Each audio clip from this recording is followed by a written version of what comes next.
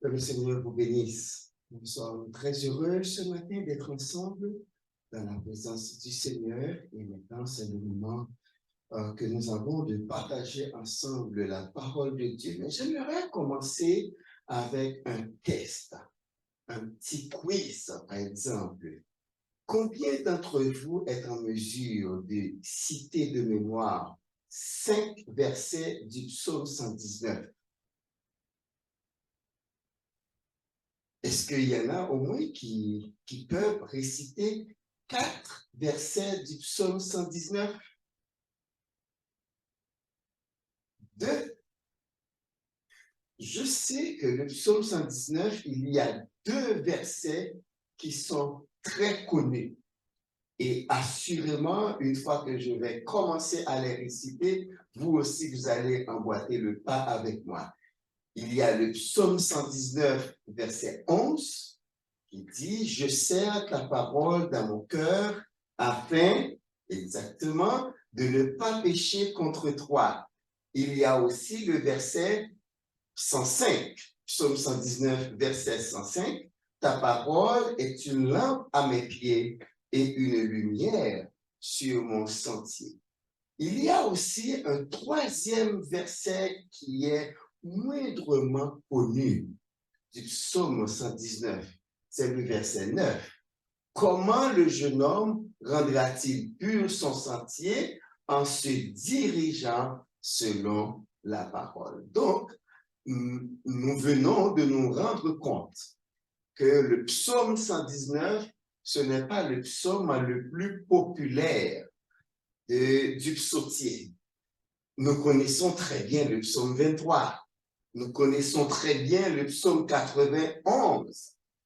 Il y en a qui connaissent aussi le psaume 24. Il y a plusieurs autres psaumes qui sont très populaires, mais pas le psaume 119. La raison première, c'est que le psaume 119 est long. En effet, le psaume 119 contient 176 versets. Et parce que c'est le psaume le plus long du psautier, sinon de toute la Bible, eh bien, plusieurs personnes ont peur de l'aborder et de le lire entièrement. Et même, ça fait que plusieurs personnes ne sont pas habituées avec le contenu du psaume 119. Cependant, quand vous comprenez bien le contenu du psaume 119, mais vous allez voir, si vous devriez écrire un psaume, écrire un poème pour les mêmes raisons, eh bien, il se pourrait que ça soit aussi long, sinon plus long que le psaume 119. Dans le psaume 119, nous retrouvons particulièrement les avantages de l'application de la parole de Dieu, l'application de la loi. Il y a une particularité des psaumes, du psautier, de tous les psaumes. Dans la conférence annuelle de notre famille d'église, l'Association des églises évangéliques du Canada, le conférencier était David G. Barker, bien en anglais, David G. Barker. Lui, il a écrit des livres concernant les psaumes. Et l'une des choses qu'il avait partagées avec nous et qui avait réjoui mon cœur, c'est qu'il eut à dire, si tous les autres livres de la Bible nous parlent, donc ce sont des enseignements pour nous, des choses que nous devons appliquer, mais il dit que les psaumes parlent pour nous. Dans les psaumes, nous retrouvons de la matière qui s'adresse à Dieu pour nous. Et nous pouvons bien le comprendre. Parce que celui qui a écrit la plupart des psaumes est désigné l'homme selon le cœur de Dieu, David. Donc, dans les psaumes, il y a des prières.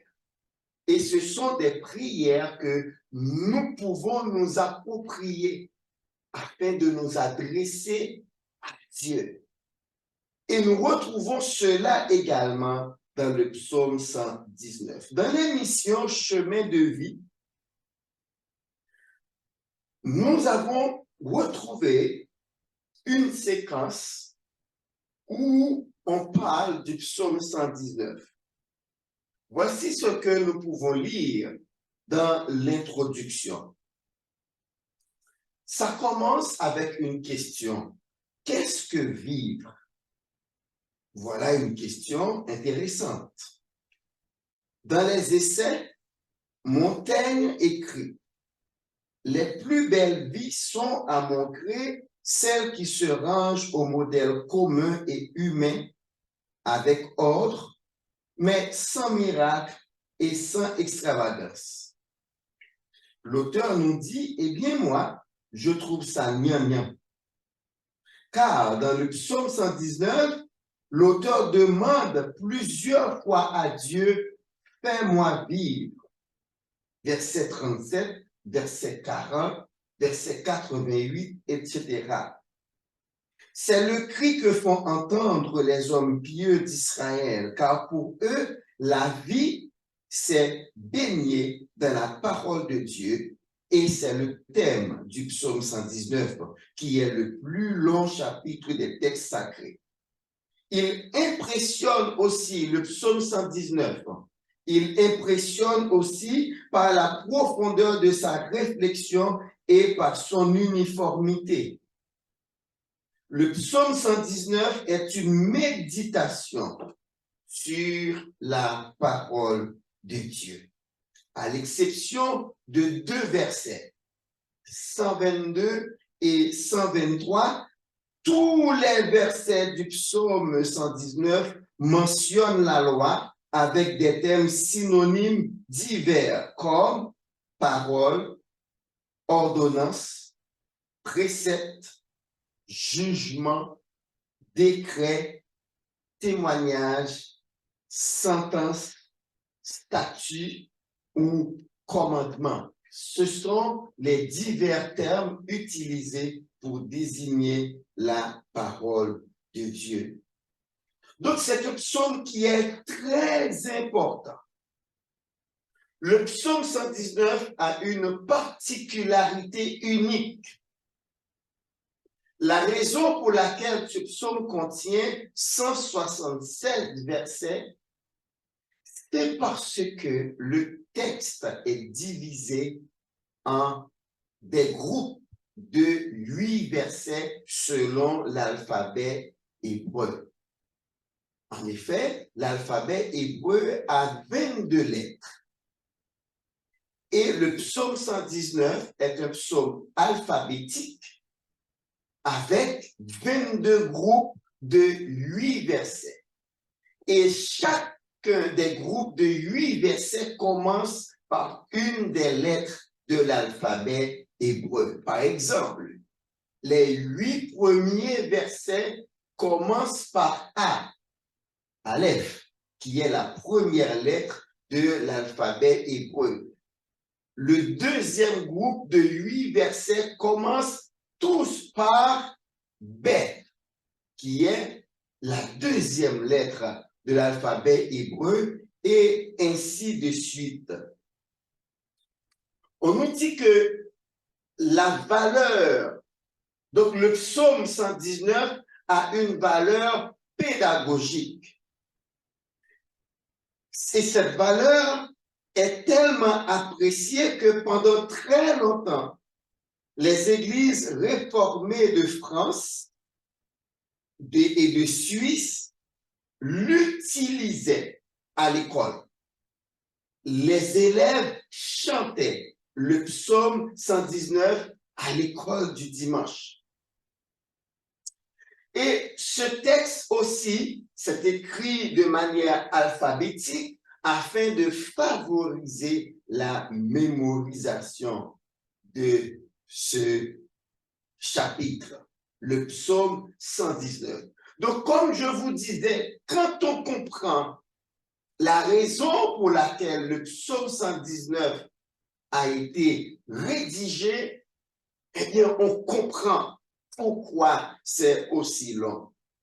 Les experts pensent que c'est Esdras qui a rédigé le psaume 119. Pourquoi? Parce que au retour de l'exil babylonien, les enfants d'Israël étaient entourés de diverses nations avec divers dieux et diverses idoles. Et avec la mémoire de leur père, eh bien, ils avaient tendance à adopter ces dieux et ces idoles en donnant dos à Dieu. Or, c'était exactement le péché que leur père avait commis qui avait causé leur exil à Babylone. Donc, Esdras, quelqu'un qui était très versé dans la parole de Dieu, et nous le retrouvons très en activité au retour d'exil pour porter le peuple à adopter la loi de Dieu et la pratiquer dans sa vie. Alors Esdras a écrit ce psaume pour montrer tous les avantages que lui-même il a tirés de la pratique de la loi de Dieu. Et si vous regardez bien, le psaume 119 est écrit à la première personne du singulier. Si vous voulez, on peut regarder ensemble juste quelques versets du psaume 119 et vous allez voir que effectivement c'est écrit à la première personne du singulier, ce qui nous fait croire que l'auteur de ce psaume parle de ses propres expériences avec la parole de Dieu. Nous allons voir ça ensemble. Psaume 119, nous allons lire, disons, quelques versets des premiers. Il dit, heureux ceux qui sont intègres dans leur voie, qui marchent selon la loi de l'Éternel. Heureux ceux qui gardent ses préceptes, qui le cherchent de tout leur cœur, qui ne commettent point d'iniquité et qui marchent dans ses voies. Et il continue pour dire, tu as prescrit tes ordonnances pour qu'on les observe avec soin. Puisse mes actions. À partir du verset 5, il commence à parler de lui. Puissent mes actions être bien réglées afin que je garde tes statuts. Alors, je ne rougirai point à la vue de tous tes commandements. Je te louerai dans la droiture de mon cœur en apprenant les lois de ta justice. Je veux garder tes statuts et cela continue jusqu'au 176e verset. Donc, c'est quelqu'un qui parle de ses expériences de la pratique de la parole de Dieu. Et mon point ce matin, c'est de vous encourager à pratiquer la parole de Dieu. Car écoutez ce que Jésus-Christ va dire. Dans Matthieu chapitre 7, il dit, ce ne sont pas tous ceux qui disent Seigneur, Seigneur qui entreront dans le royaume de Dieu, mais celui-là seul qui fait la volonté de mon Père. Et plus tard, il va expliquer comment faire la volonté de son Père à travers la parabole des deux maisons. Et il dit, celui qui écoute ma parole et qui ne la met pas en pratique est semblable à un homme insensé qui a construit sa maison sur le sable. Mais celui qui entend les paroles que je vous dis et qui les met en pratique, celui-là ressemble à un homme prudent qui a construit sa maison sur le roc. Regardez ce qui va se passer. Les deux maisons vont être assujetties aux mêmes épreuves. La pluie, le vent, les torrents, les inondations. Ça, c'est pour les deux maisons. Mais la parole dit, celui qui entend les paroles de Jésus et qui les met en pratique, il est semblable à cette maison qui est construite sur le roc. Les vents, l'eau, les torrents, les tempêtes ne lui font rien, car cette maison est restée intacte. Cette maison a pu affronter les mêmes difficultés, mais elle a résisté. Et c'est à cela que Jésus-Christ compare, celui qui entend la parole de Dieu et qui la met en pratique. Et c'est exactement ce que le psalmiste nous dit dans le psaume 119. Parce que la vie en elle-même contient des épreuves. Il y a ce que nous appelons les vicissitudes de la vie. C'est pour tout le monde. Ce n'est pas seulement pour les païens, non. C'est aussi pour ceux qui connaissent Dieu. À la seule différence, celui qui connaît Dieu et qui met en pratique la parole de Dieu, donc celui qui a conformé sa vie à la parole de Dieu, peut résister aux épreuves de la vie. Et qu'est-ce que la parole de Dieu nous donne? De l'espérance. Nous avons de l'espérance parce que c'est exactement ce qui manque à ceux-là qui, au moindre petit pépé, ils pensent à mettre fin à leur vie. Les gens qui se suicident, c'est là leur difficulté. Vu qu'ils n'ont pas d'espérance, ils voient les jours d'aujourd'hui qui sont difficiles et ils pensent qu'il n'y a pas de solution. Donc, la seule solution pour mettre fin à leur souffrance, c'est de s'enlever la vie. Mais celui qui se confie en l'Éternel, la Bible lui dit, Philippiens 4, verset 6, ne vous inquiétez de rien, mais en toutes choses, faites connaître vos besoins à Dieu par des prières, des supplications et avec des actions de grâce. Cela veut dire quoi? Même quand vous êtes encore dans les difficultés, même quand vous vivez encore les mêmes épreuves, vos prières ne sont pas encore exaucées, mais vous gardez l'espoir que Dieu va agir. Vous gardez l'espoir que Dieu va intervenir parce qu'il a dit, je ne vous abandonnerai point. Il a dit, je vais vous garder. Il a dit, je vous protégerai. Allez dans le psaume 91.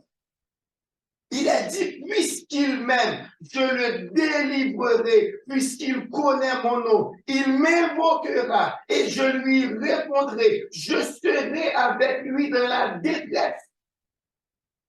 Ce sont les promesses de Dieu. Mais malheureusement, ces promesses sont exclusives. Ce n'est pas pour tout le monde. Ne pensez pas que vous vivez votre vie comme bon vous semble. Vous ne faites pas égard à la parole de Dieu et vous vous retrouvez dans une difficulté. Il vous suffit de lire le psaume 91. Ça ne marche pas ainsi. Parce que comme nous vous le disons souvent, la relation que vous entretenez avec Dieu, c'est plus importante pour Dieu que la délivrance que vous lui réclamez.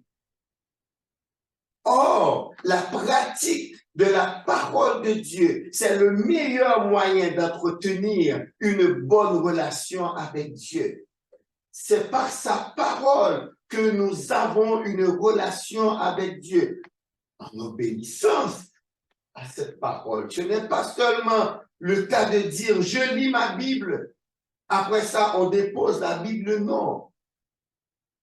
Non, la lecture biblique qui vaut devant Dieu, c'est la lecture qui nous porte à la méditation et à la pratique de la parole de Dieu. Allons Dans Apocalypse 1er, verset 3, vous allez retrouver la première des 7 béatitudes de l'Apocalypse.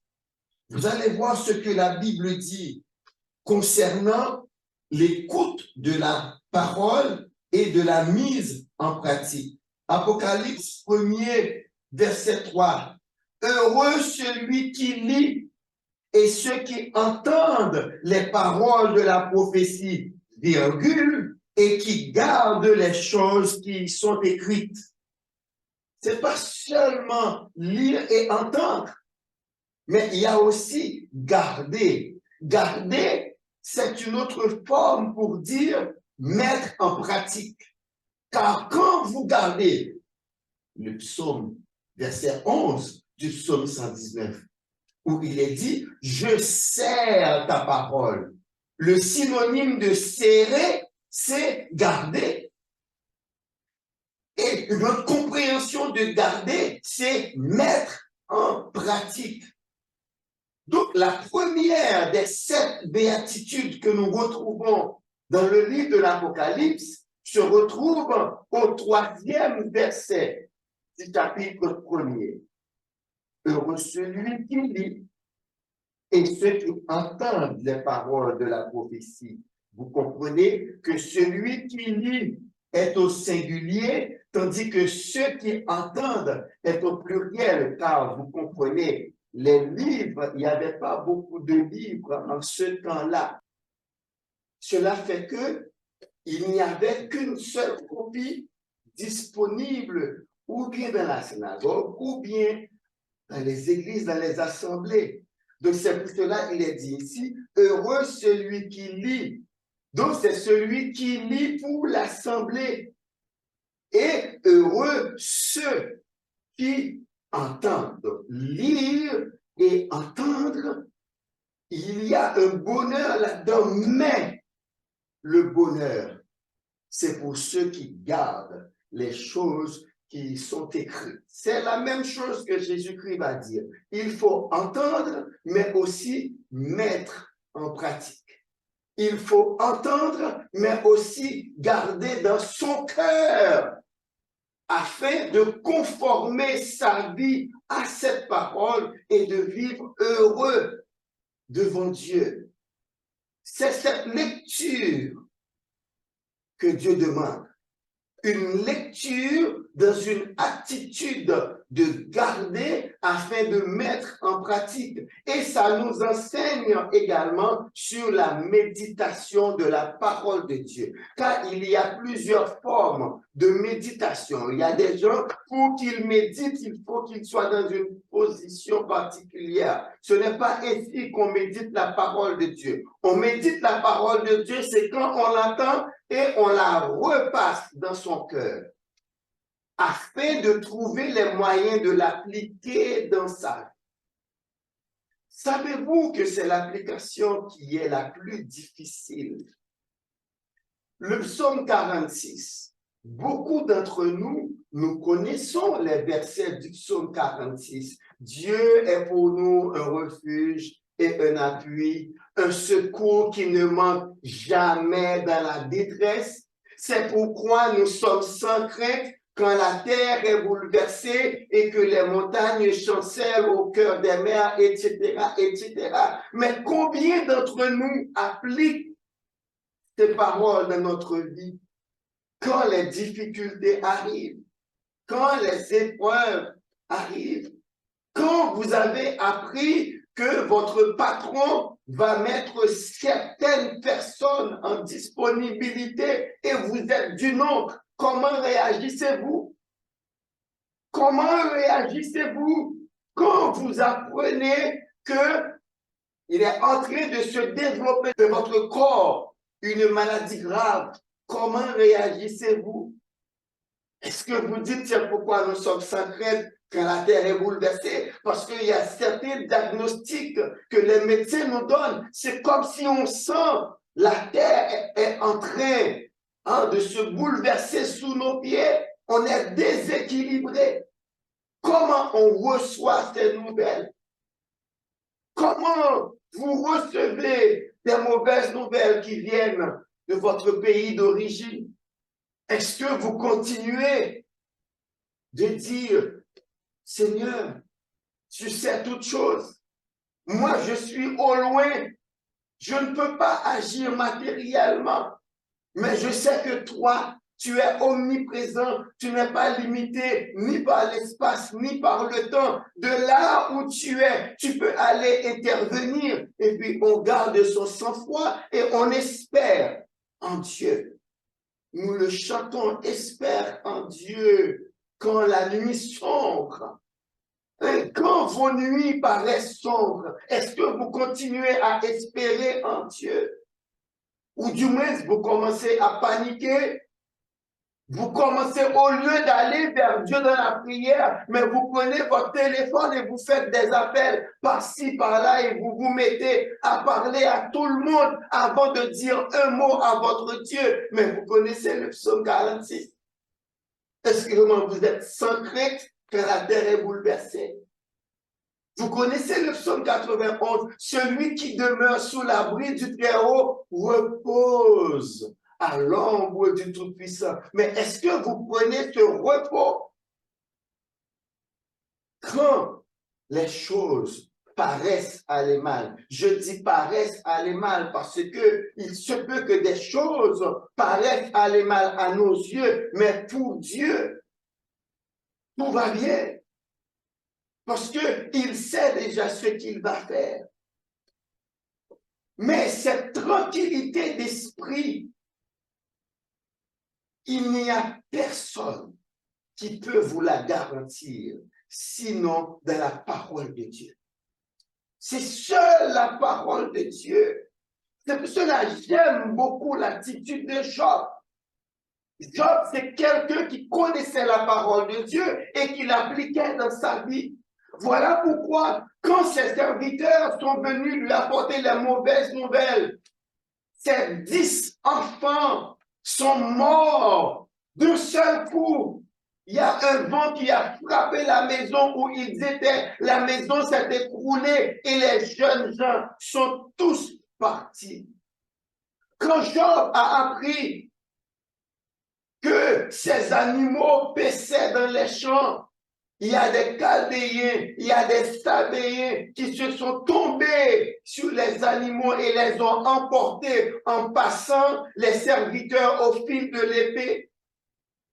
Quand Job a appris que tout ce qu'il avait a disparu en un seul jour, voilà quelqu'un qui a appliqué dans sa vie, je suis sans crainte quand la terre est bouleversée. Quelle a été la réponse de Job? Nu, je suis venu dans le monde et nu, je laisserai le monde. L'Éternel a donné, l'Éternel a ôté, que le nom de l'Éternel soit béni, mais il ne lui restait rien. Naturellement, il y a des choses que nous devons comprendre dans la nature humaine. La nature humaine aime conserver ce qui est négatif et laisser de côté ce qui est positif. A-t-on jamais parlé d'être doublement riche comme Job?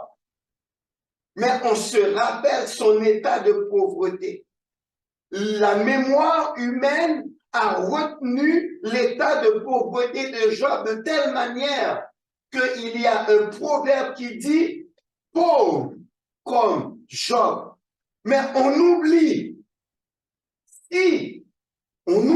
que par sa persévérance à avoir les regards fixés sur Dieu, même quand il est pauvre, même quand il est dans la maladie, même quand il a été abandonné par son épouse. Et si vous regardez dans les chapitres de Job, il parle que les gens même qui jouissaient de sa richesse le prennent maintenant comme sujet de leur chanson. On parle de lui en chanson. Job est devenu un sujet de mépris, un sujet de rejet. Mais malgré ça, Malgré même les conseils de son épouse, il a gardé sa relation avec Dieu. Quand sa femme est venue lui dire, regarde ton état, et tu continues à espérer en Dieu, mais maudit Dieu et meurt. Il lui a dit, ah, tu parles comme un insensé.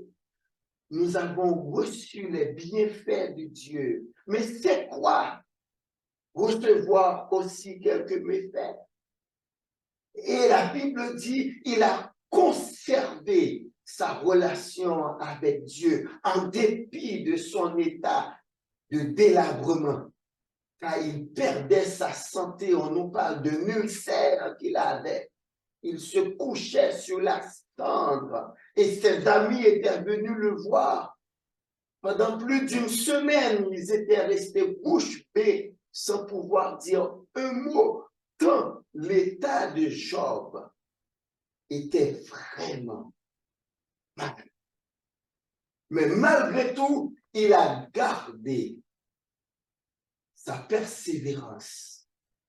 Il a gardé sa relation avec Dieu. Et la Bible dit, après les 42 chapitres de sa vie de souffrance, Dieu lui a redonné au double ce qu'il avait perdu. Et avec des enfants plus beaux.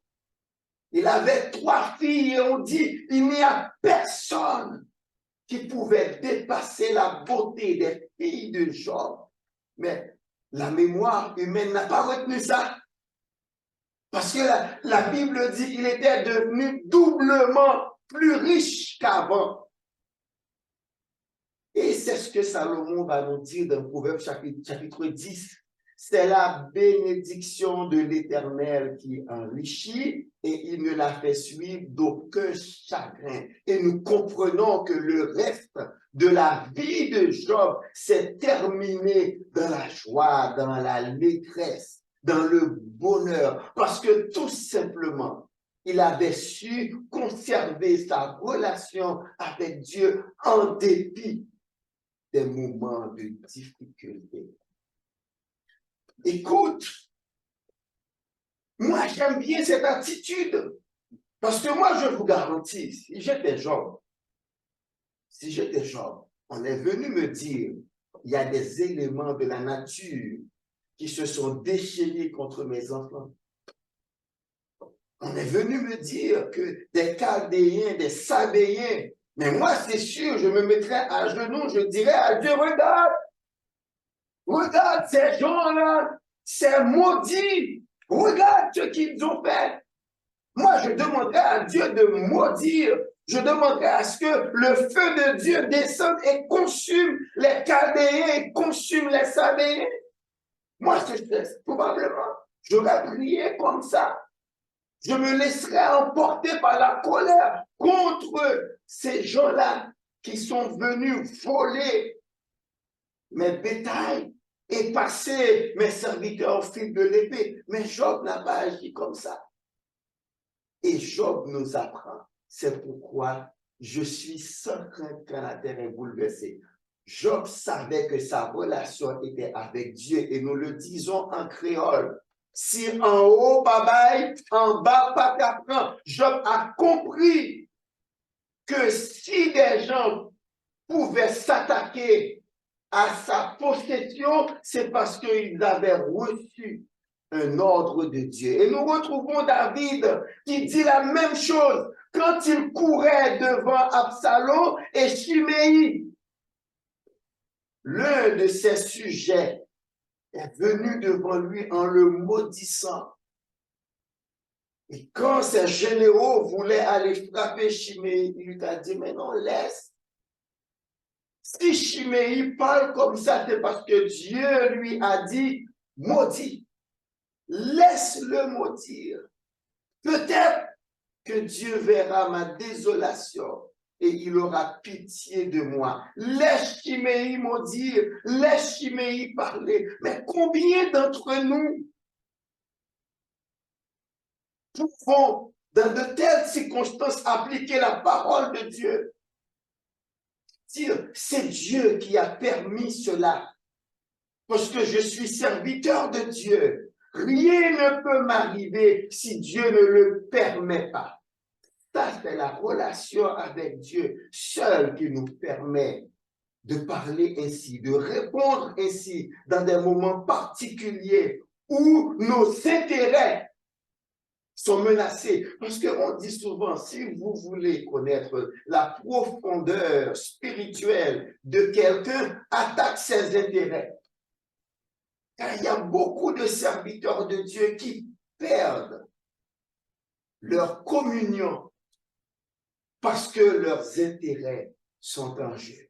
Ils veulent défendre leurs intérêts pour une centaine de dollars, ou encore mieux, pour 1 millier de dollars.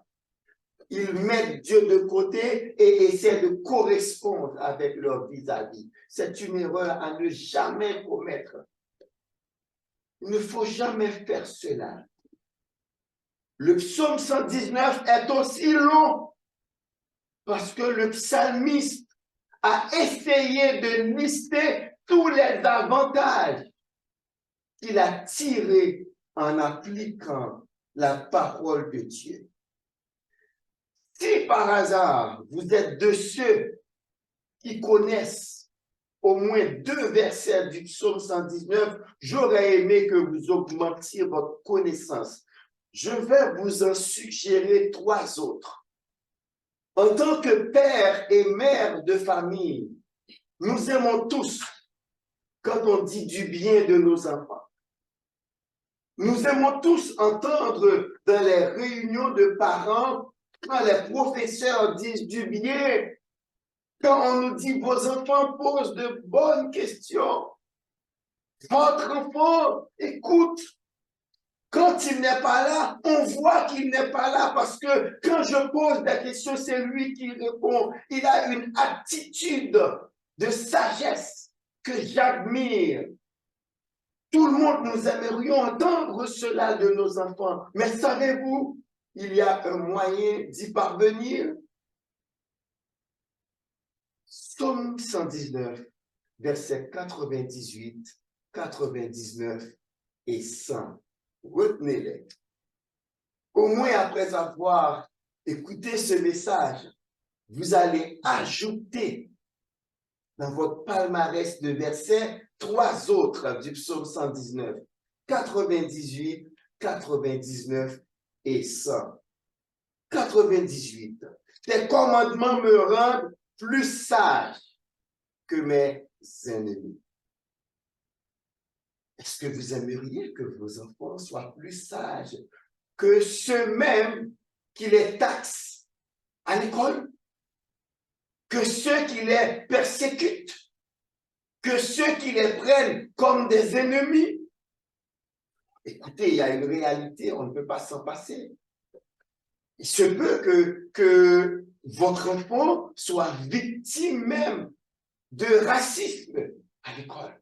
Mais vous savez, il y a une façon de l'aider à être plus sage que tous ceux qui le persécutent, que tous ses ennemis. Voici le secret, car je les ai toujours avec moi. Les commandements de Dieu, c'est ce conseil que l'Éternel avait donné à Josué, en Josué 1er, verset 8, que ce livre de la loi ne s'éloigne point de ta bouche, médite-le jour et nuit. Tes commandements me rendent plus sage que mes ennemis, car je les ai toujours avec moi. Psaume 119, 99.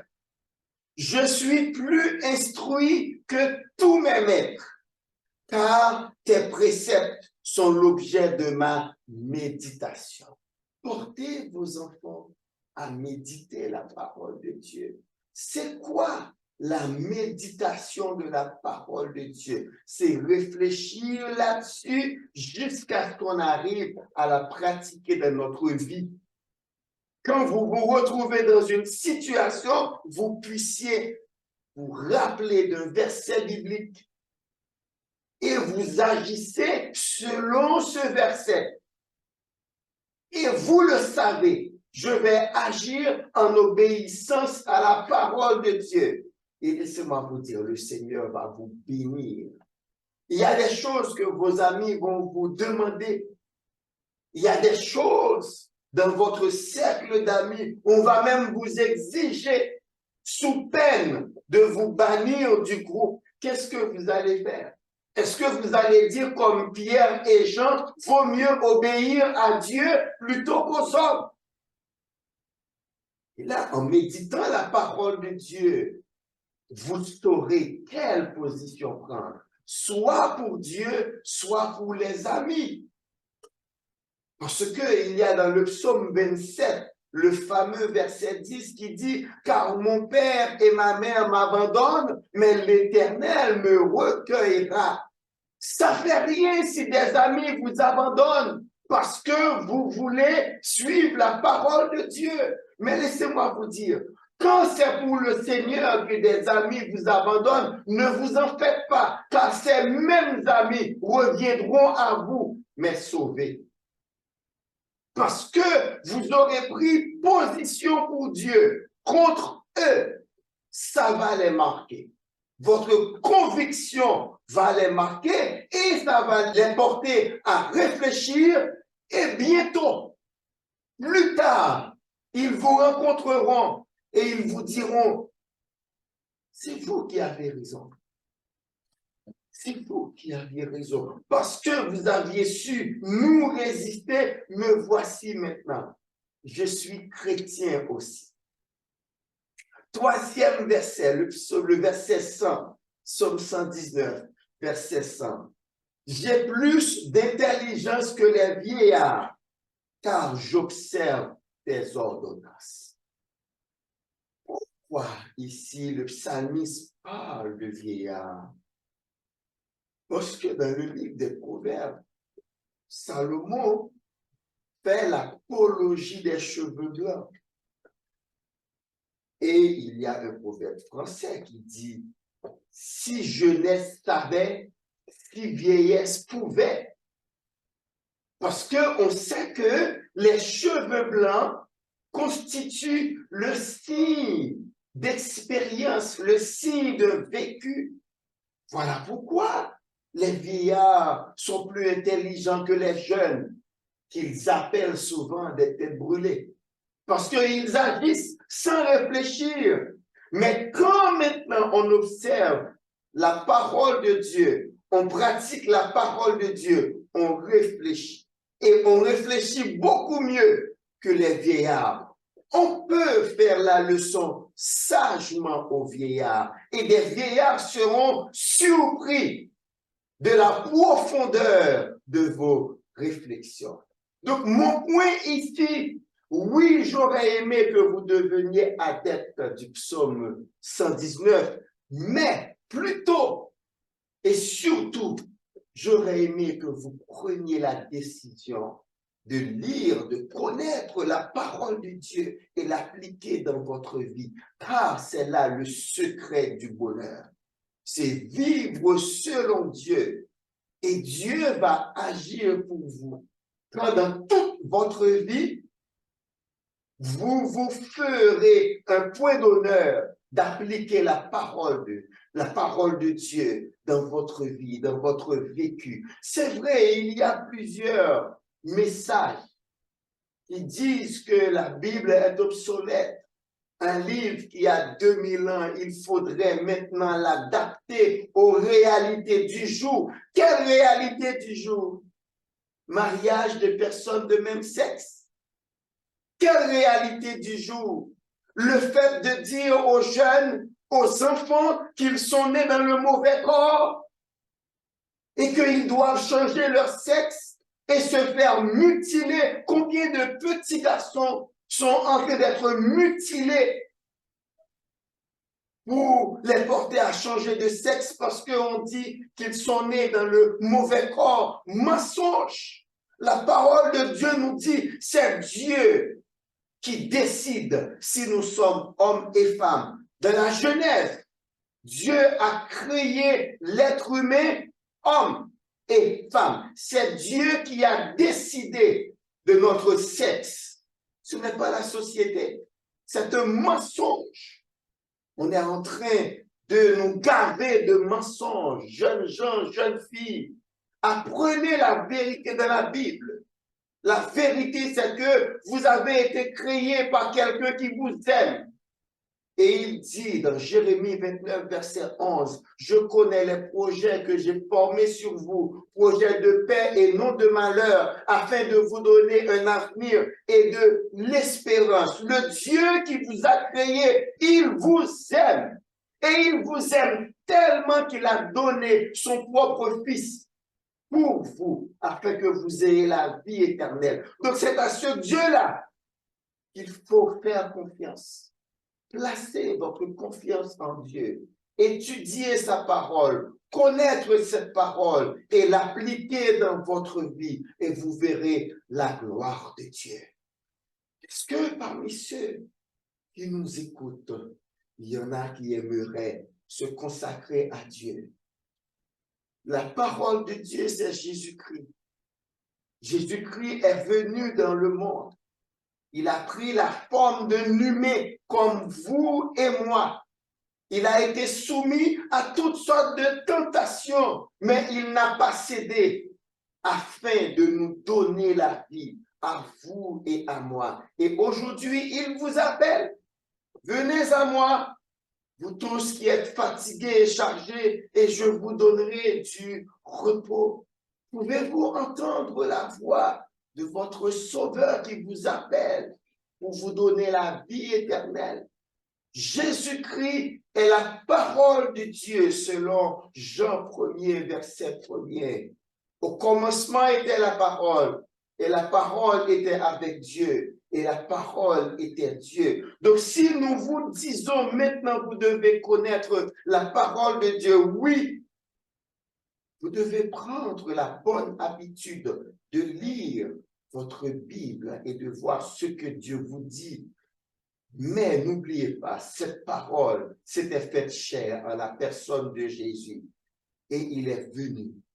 Il a souffert. Il est mort. Il a été enseveli. Mais il est ressuscité. Et maintenant, il est vivant. C'est le seul chef religieux qui vit encore malgré la mort. Tous les autres sont morts et ont été ensevelis et ils sont demeurés dans la mort. Mais Jésus, notre Sauveur, il vit et il reviendra. Sa parole pour vous maintenant, c'est que vous ne demeuriez pas dans l'état où vous êtes. C'est que vous veniez à lui pour recevoir son salut, le salut éternel qu'il a décrit ainsi et défini ainsi. La vie éternelle, c'est une connaissance de Dieu, connaissance dans le sens de relation intime. C'est cette relation intime que Dieu veut avoir avec vous. Et c'est ça la vie éternelle, une relation avec Dieu. Voulez-vous avoir cette vie? Venez à Christ. Vous qui nous suivez sur les réseaux sociaux, trouvez-vous un chrétien et demandez-lui de vous aider à retrouver Jésus, à établir cette relation avec lui qui vous assure la vie éternelle. Vous qui êtes ici, ne laissez pas ce lieu.